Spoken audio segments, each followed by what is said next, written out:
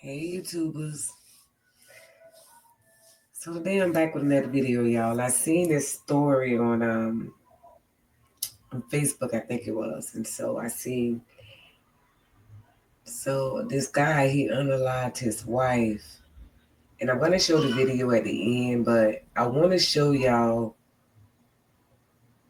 his testimony during the trial because this man was found not guilty of murder, but guilty of manslaughter.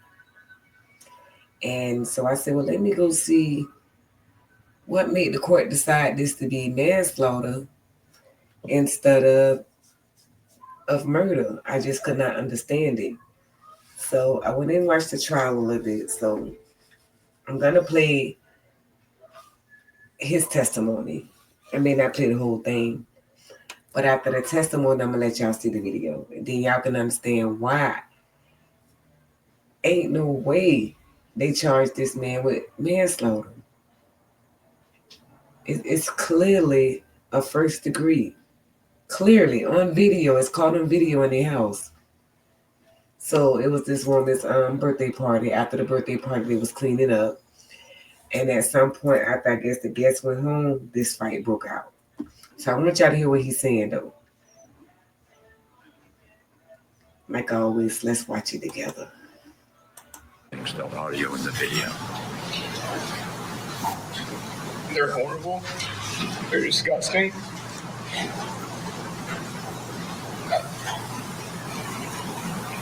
I destroyed lives that day, and the people I loved, and I can't bring that back, and I can't fix this situation, and I'm sorry, and I know that I'll never be enough.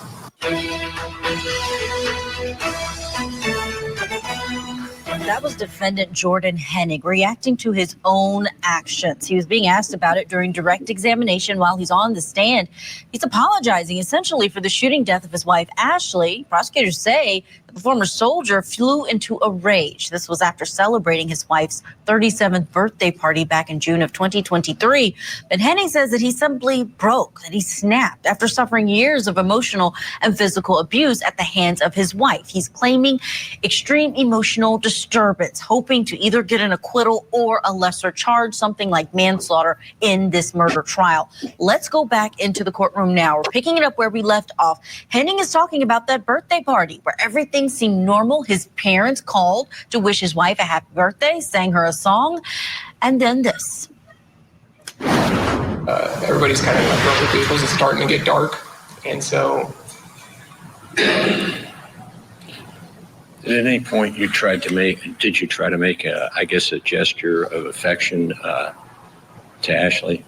I did. When my parents called, she was sitting on the back porch, and she was out there with Jessica, and if I'm not mistaken, Dakota and Andrew, Jessica's son, came out with us, but I tried to rub her shoulder. She kept shrugging me off, touch me, that kind of thing, and that's, I believe, the time that I tried to touch her then. You had talked about sex previously, or in testimony, but apart from sex, was there intimacy in this relationship, affection? No, Ashley, she wasn't. Her love language was acts of service and quality time, and so it was really hard at times for us to connect, especially with mine being physical touch. She just a lot of times just didn't want to be touched, so we weren't really physically intimate. What did she say when you did try to touch her that evening? Get off me. What happened next? I took that phone call. Everyone was congregating in the driveway. We were talking about Jessica's wedding that was coming up. And my general had a rule, and I truly believe and followed this, that not business casual isn't the same for everybody. Some people like jeans, some people use khakis. It's, suit and tie or suit without a tie. And so I was showing her, she was the bride, wanted her permission. Hey, is this okay? And it was pictures of me and Ashley, and just outfits we had worn. I was like, hey, is it okay to wear this kind of stuff to your wedding? Like, because I don't know, it was in another state, so I didn't know what would be allowed or what she preferred. It was her day. And she was like, no, that one's fine. I forget which one she pointed to, but she was like, that one's fine. Everyone starts to get in their car. And I walk over to Ashley, and, we're waving and we're saying our goodbyes. And I put my hand up on her neck and her shoulder again. And she shrugged me off. She's like, stop touching me. And y'all, I'm sorry, but I got to say this. So already I can tell he got women tendencies. I don't like a man with women tendencies. If you're here to be the man, be the man. And if you're not, then of course it's going to make the woman more, more masculine. So she's talking to her homegirl about their wedding, and you coming up asking the homegirl what you got to wear. Your wife will tell you what you got to wear. You ain't got to ask her homegirl that. I can already see where this is going at, but I'm going to go ahead and play the video. We're going to watch it together. Okay. And that's where you start to go into the house on the video, and that's the events that followed. We go into the house and start cleaning up, and I told her, I was like, hey, I just want to. What do you want me to clean up? Like, I just want to do something nice for you. Like, it seemed like you accept every. I just remember thinking like you accept everybody else's love and gifts and everything else, but like constantly rejecting me. So y'all heard that? He said when he asked her, what do you want me to do? Because she accepts everything from everybody else, but constantly rejects her. He's a narcissist. And that's what narcissists do. He want to rule her mentally and pay mind games. Well, for one, it's her birthday, bro. If you want to help her clean up, just start cleaning up. She ain't got to say, baby, clean off the table. Baby, throw the old cake away. You can see what's going on. She walking around the house cleaning up in the video. And at some point, he kind of pushes her, and she turned around like, what you pushing me for? So I can already see what time it is. He was a straight narcissist. I know him. And I've been with one. And, I asked her, I was like, please let me do this. Let me serve you. She told me to just clean something up. And so I go down to the basement.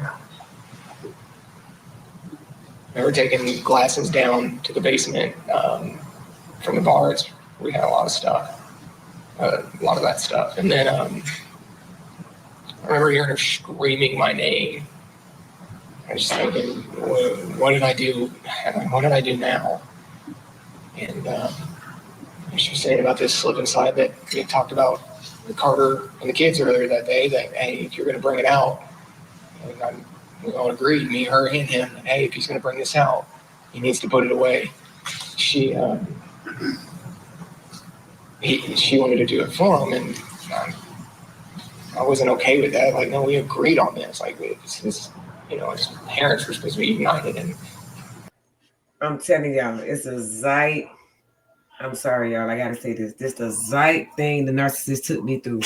You see how, as a mom, she wanted to help him put the sleeping side up. You can see, looking at the camera, it's night vision, so it's night outside. So, even with the lights on in the house, you can tell it was night. So if she want to go outside and help her young son, because you're going to see her son walk upstairs with her before he unalived her. So he got to be like 8, 9, 10. What's wrong with mom helping him put a slip and slide up? That can't be easy to do. For one, it's wet. I don't want my son dragging no wet slip and slide in my house, and I got to mop and all that. So of course I'm going to go out there kind of, even if I don't have him, I'm going to coach him and say, do this, do that, hang it over the fence, let it dry first, let it out, or whatever, however it goes. Then we'll roll it up tomorrow, whatever. He insists on her not even helping the boy. He's a narcissist, and I can bet you that child probably ain't his.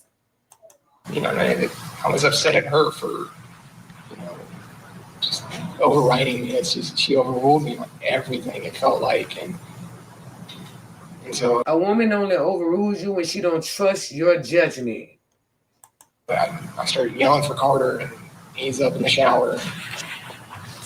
And he's on a whole other floor. You got Tyler playing his computer, playing his Xbox, and Carter's in the water. And so I'm yelling loud, and yes, I was upset, and I was yelling, and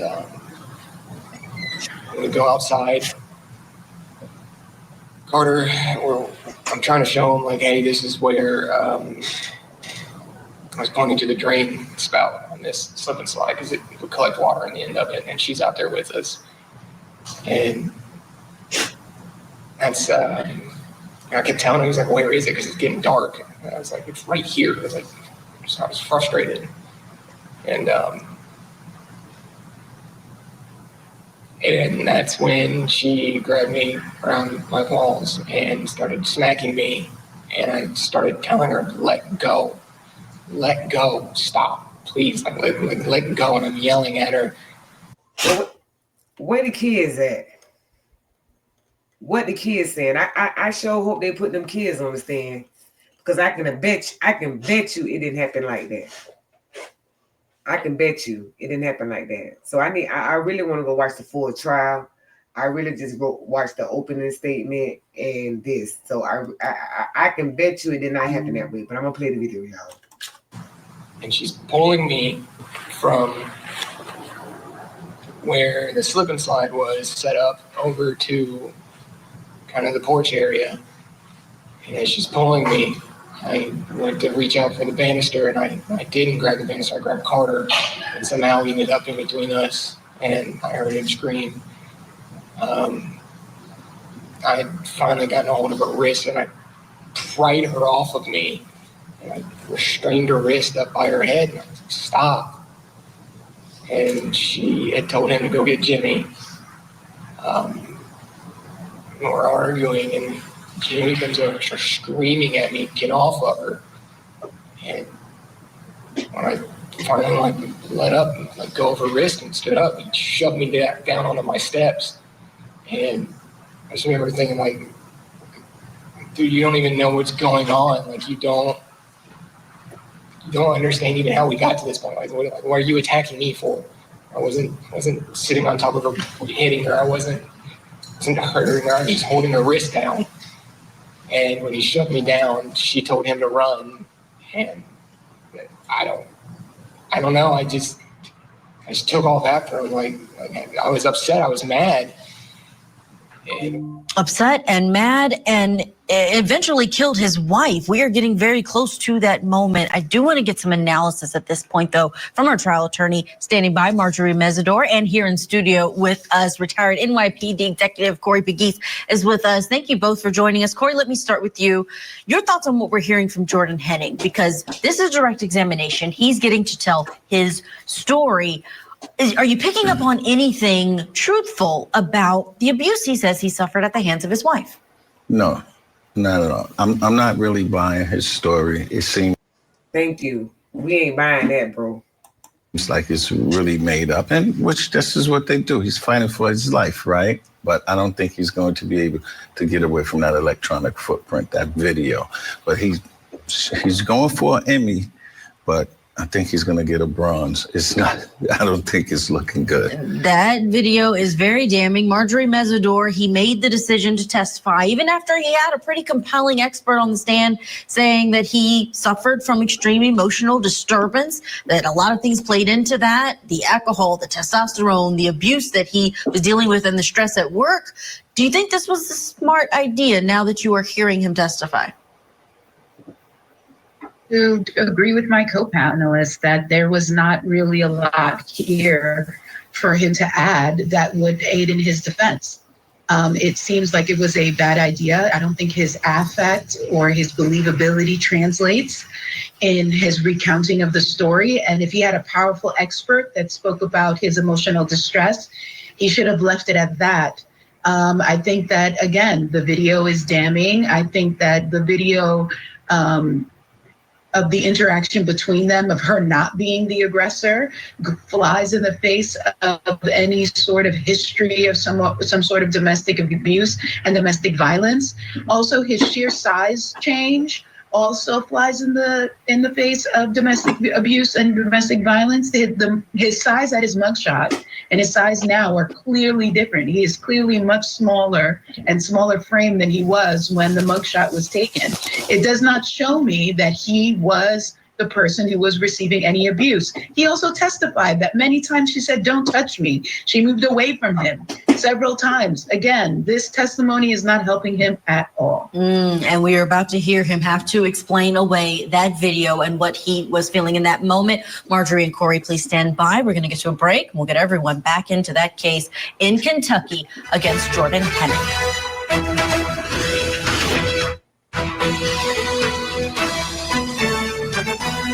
Welcome back to Court TV Live. Let's go back inside of that Kentucky courtroom for the military wife murder trial for Jordan Hennig. He's accused of murdering his wife, Ashley. She was a sergeant first class, a mother, and she was at her home on her birthday back in 2023. Her husband confessed to the shooting, and he now says that he endured years of abuse at the hands of his wife, and he's just been detailing what led up to the incident, that he tried to touch his wife, and she said no, that she didn't want anything to do with him. She was saying things that caused him to be upset. Let's go back in. The defendant is on direct examination. Put him into a combative headlock, and I just held him there until he would stop, just stop. And finally he was tapping my leg, and I let him go, and he was like, I'm grabbing my fucking gun. And I don't know, I was scared. I took off as fast as I could upstairs to my room where I had my pistol. And I remember grabbing my pistol and my spare magazine and just thinking, like, this is how I'm going to die. Like, my friend is going to kill me. And I ran back downstairs, and I didn't know where he went. I didn't know if he had left the property. I didn't know. And so I'm outside, and I was just mad. I was scared. I don't know. And I just remember seeing him and Chris Becker and Chris's truck pull up, and Chris Becker and him coming over, and I saw that he had something in his hand, and it looked like a gun. And then I don't know. A lot of it's a blur. I was so fucking mad, and I was just upset, and my wife had just attacked me yet again, and I didn't know what else she would do, and I thought my friend was going to kill me over it. I didn't know what was going on, and it was just chaos. And I just broke. I don't know. Next thing I remember, I'm standing over top of her shooting.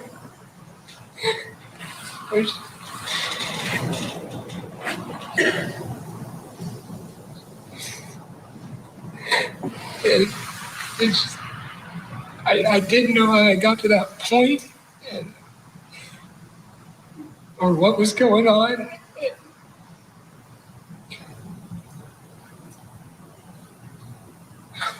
I didn't know it. I didn't understand how we got there, and so I was just scared, and I don't know. I remember at one point being in my car, and then the cop was arresting me, and I don't know. It comes in snippets, and it's just hard. It's hard to describe because you don't. I just don't remember it all. There's so much chaos. I don't know. Just to back up just a bit, when you said she grabbed your testicles, was this inside the house, or was it outside, or was it on the deck? Oh, it's when we were outside with the slip and slide. We were there, and it's when she pulled me over to the deck.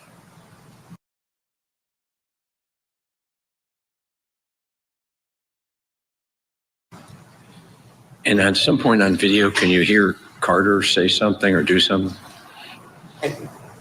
I don't remember. Okay. All right. She pulls you over there. What are you saying to her as best you can remember? Can you say that again, sir? What are you saying to her as best you can as she's grabbing your testicle? I'm telling her to let go and stop, let go, let go. She just wouldn't. How did you get her to stop? I grabbed her wrist. I just yanked her off of me.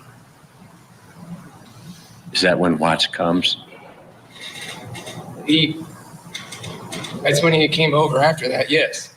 And he sees her on the deck? I don't know what he sees. Okay. I can't say. Go ahead. I can't speak for him. When he leaves, what do you think he's doing? Exactly what he said he would do. I thought he was grabbing his gun. Until he comes over and does that, did you have a gun on you? No. How many guns did you have in the house? I had my pistol, and then we had a BB gun that we kept downstairs. A pistol and a BB gun? Yes, sir. Okay, you get your pistol, is that right? Yes, sir. What do you then see after that when you have your pistol? After I went back downstairs, I'd seen Jimmy and Chris. Okay, you keep mentioning Chris. Are you sure you saw two people? Do you believe you saw two people? Yes, I saw Jimmy for sure when he came back, and it was Chris Becker. And who is Chris Becker? He's another guy that we would hang out with. He lived down the road. That's why I remember it being so weird that he was there. Where did he come from? Was his vehicle there, Ford F-150? Say that again? Was his vehicle there? It was he had a black truck, yes. Black truck? Okay. Yes, sir. All right. So you think you see two people, not just Watts, but somebody else? Yes. In your mind, what is going on? It's just, at that time, I was just mad that my friend had attacked, that we got into a fight in my yard, and then he said he was going to kill me over this. Like, he didn't even understand what was going on. And I was scared.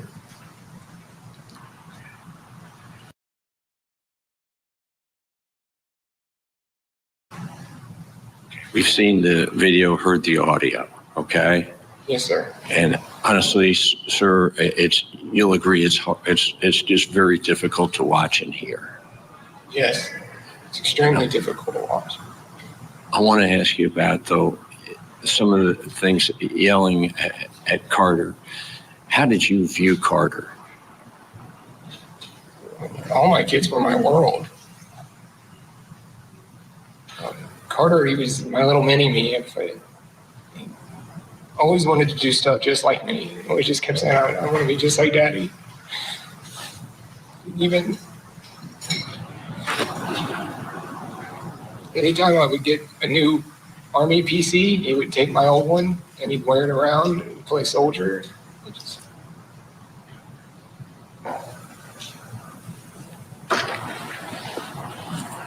He's the son. All right, we do have to slip in a break. Getting emotional on the stand there, the defendant, as he talks about not only being afraid for himself, but seemingly afraid because of his friends, but yet it's his wife that ends up being killed. Let's get to our break. We'll get back in for more.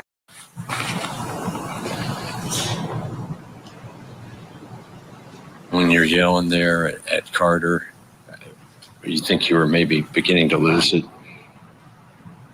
Yeah, I was, I don't know, I was just mad at Ashley, and she just kept rejecting me and just, I don't know, just dismissing me. I don't know, I was upset. And when I was yelling at Carter, yelling for Carter, and I don't know. Now, you understand the Commonwealth say, well, when you shot the last shot, you must have been thinking about it. Were you really thinking at this point? Were you in control? No, I wasn't thinking at all.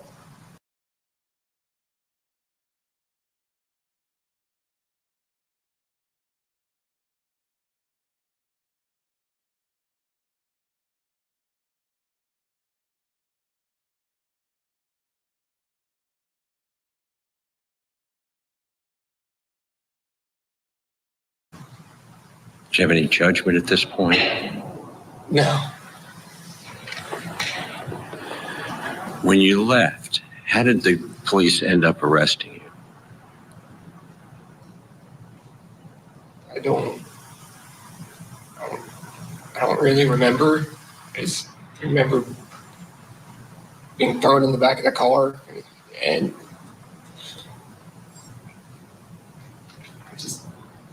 I don't know. I just remember I was in my car, and then they yelled, "Stick your hands out!" and somehow I was on my knees, and then I was arrested, and I don't know. It comes in snippets, and it's hard to piece together at times. Now, I want to ask you, at some point you threw the gun, is that right? Yes. According to the video.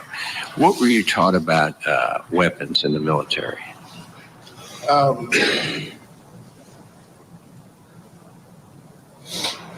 So, are you talking about like if an enemy combatant has one, or Yes. So just if they even have one in the area, if they're not allowed to, it's what we consider hostile intent. If they point it at you, hostile action. If they fire it, it's a hostile action. If they're showing it, threatening to use it, things like that. You kind of read the situation. Just don't think, though. You just have to react to it. If y'all want to watch the rest of the video, you guys can always go look up the Jordan Henning trial.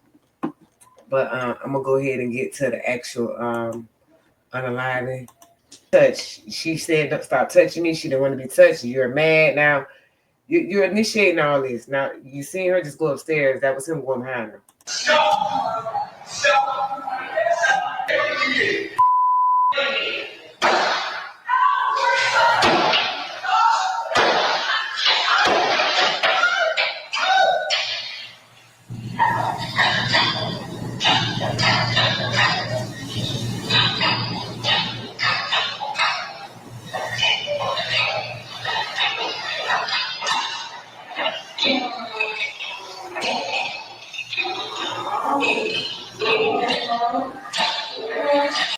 Y'all can hear she's still alive because that's her in the kitchen moaning.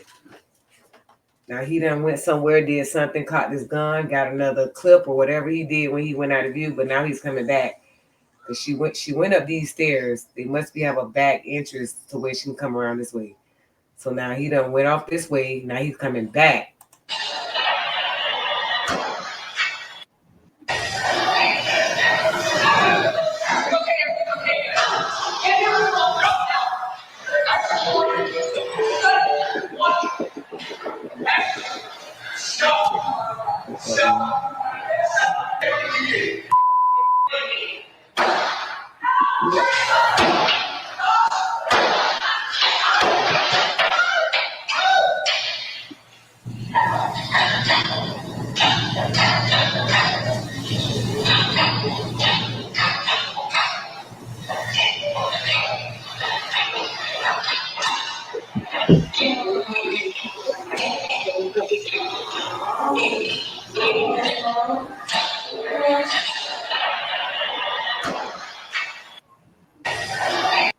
So YouTube ain't gonna play it no more. If you guys want to rewind it, you guys can rewind and see. It's clear as day. It's not manslaughter.